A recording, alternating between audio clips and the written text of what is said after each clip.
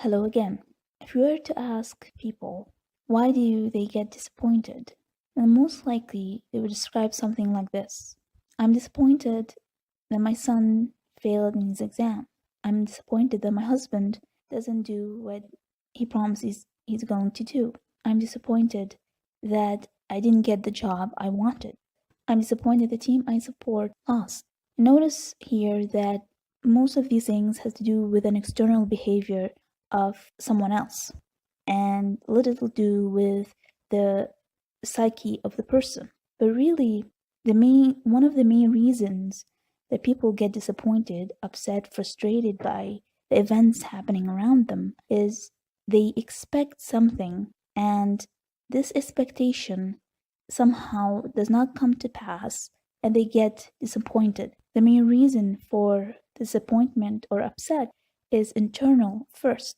Of course, there's the dynamic between the external and internal, but the perception of the person of the event is what leads to the disappointment. I want my son to pass the exam. I expect my son to pass the exam for many reasons.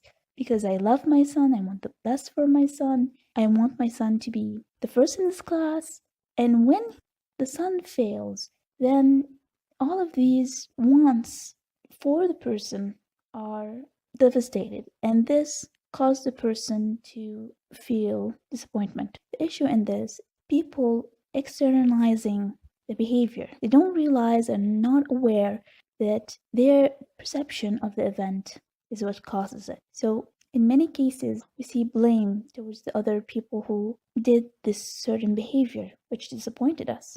And this causes problems in relationships. But if we are more aware that we're the ones who are perceiving a certain event as such, then the way we deal with the situation is not necessarily as negative or reactionary as if we see it as an external event that is happening to us. Even the feelings we have towards that, we may still feel disappointed, but it doesn't have a huge impact on us as taking something external happening and we have no control over. So, what to do about this? If we're taking this external event and perceiving it in a certain way, that means that we need to be aware of what our wants are and why we want this event to happen. And if that event did not occur for whatever reason, how do we deal with the situation? Of course, a person who is able to have an awareness of all these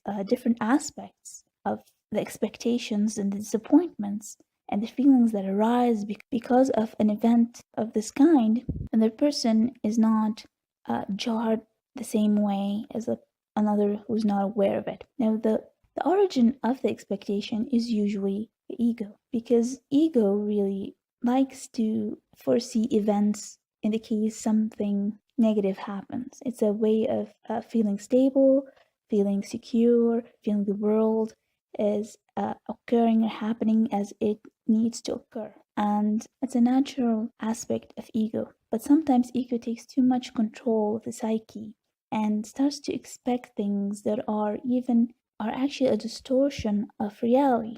For example, this parent who has an issue with her son, maybe the son has another problem that's causing him not to pay attention in class or not to study. Maybe the pressure from his mother is even affecting his grades, but his mother is so focused on the expectation and what she wants from her son, she's unable to see that. So here the dynamic between the external and internal is very skewed. She's not getting any or seeing the information that's presented to her.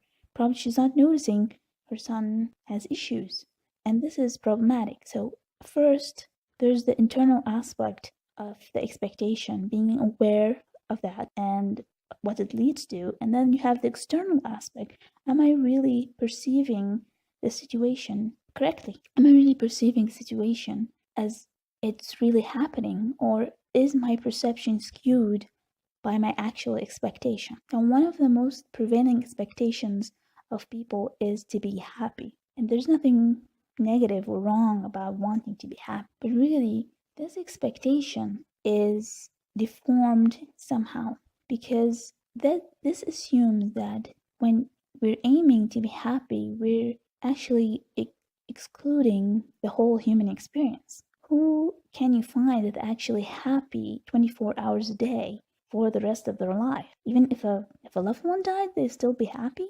If they had an accident, would they still be happy? And this seems like an unattainable expectation, but it's drilled in our heads all the time. Not the issue is not the expectation itself, rather how much of it we're expecting.